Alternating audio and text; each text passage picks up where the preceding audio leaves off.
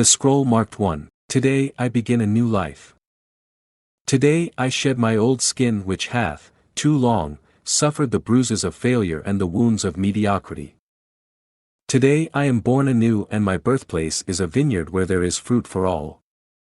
Today I will pluck grapes of wisdom from the tallest and fullest vines in the vineyard, for these were planted by the wisest of my profession who have come before me, generation upon generation.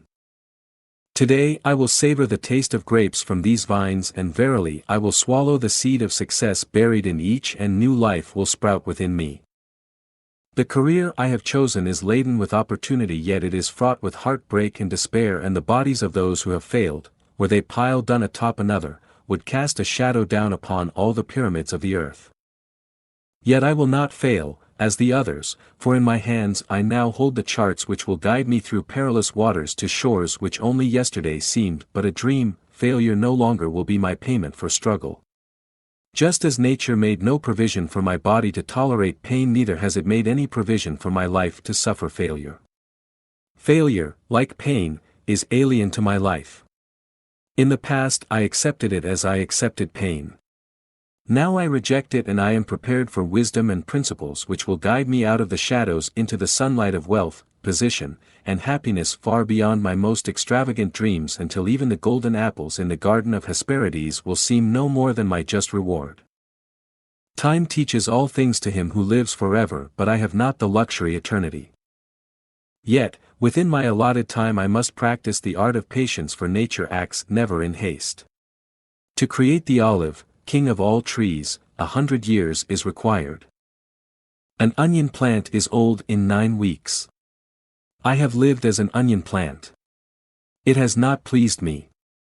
Now I wouldst become the greatest of olive trees and, in truth, the greatest of salesmen. And how will this be accomplished? For I have neither the knowledge nor the experience to achieve greatness, and already I have stumbled in ignorance and fallen into pools of self-pity. The answer is simple. I will commence my journey unencumbered with either the weight of unnecessary knowledge or the handicap of meaningless experience. Nature already has supplied me with knowledge and instinct far greater than any beast in the forest, and the value of experience is overrated, usually by old men who nod wisely and speak stupidly. In truth, experience teaches thoroughly, yet her course of instruction devours men's years, so the value of her lessons diminishes with the time necessary to acquire her special wisdom. The end finds it wasted on dead men.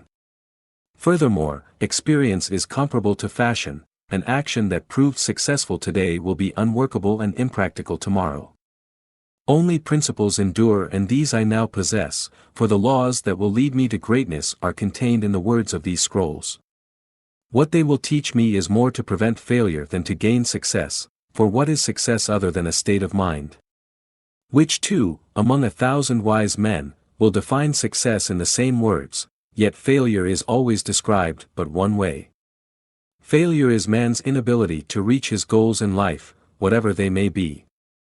In truth, the only difference between those who have failed and those who have succeeded lies in the difference of their habits. Good habits are the key to all success. Bad habits are the unlocked door to failure.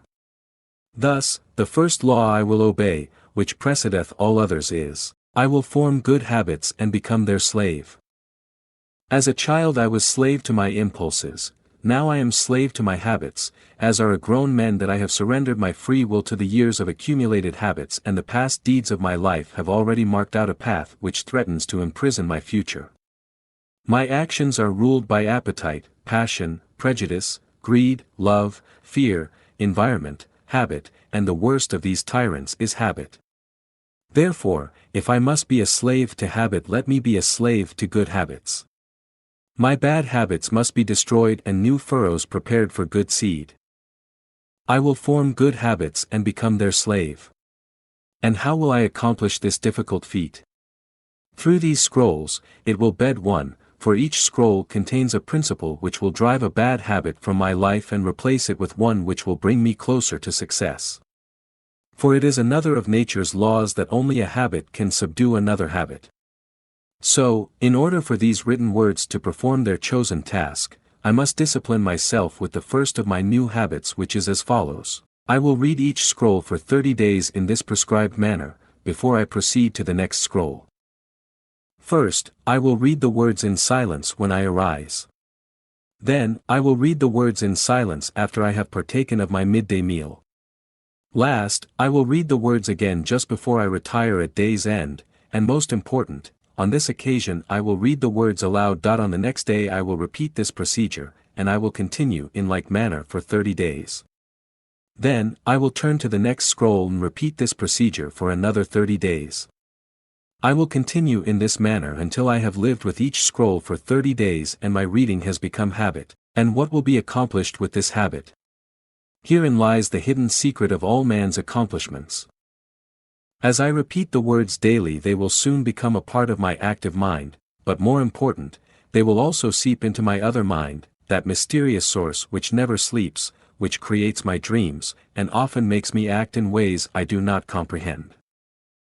As the words of these scrolls are consumed by my mysterious mind, I will begin to awake, each morning, with a vitality I have never known before.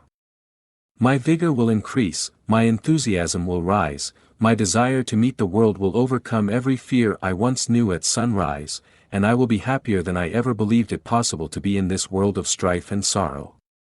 Eventually I will find myself reacting to all situations which confront me as I was commanded in the scrolls to react, and soon these actions and reactions will become easy to perform, for any act with practice becomes easy. Thus a new and good habit is born, for when an act becomes easy through constant repetition it becomes a pleasure to perform, and if it is a pleasure to perform it is man's nature to perform it often.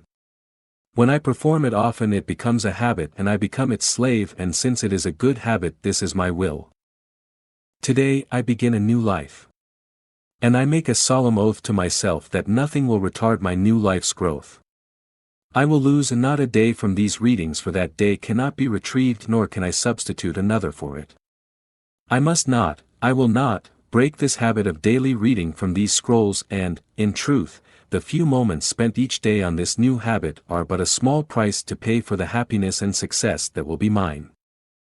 As I read and reread the words in the scrolls to follow, never will I allow the brevity of each scroll nor the simplicity of its words to cause me to treat the scroll's message lightly.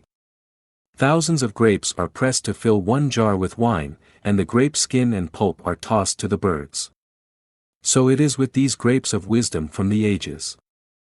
Much has been filtered and tossed to the wind. Only the pure truth lies distilled in the words to come. I will drink as instructed and spill not a drop. And the seed of success I will swallow. Today my old skin has become as dust. I will walk tall among men and they will know me not, for today I am a new man, with a new life.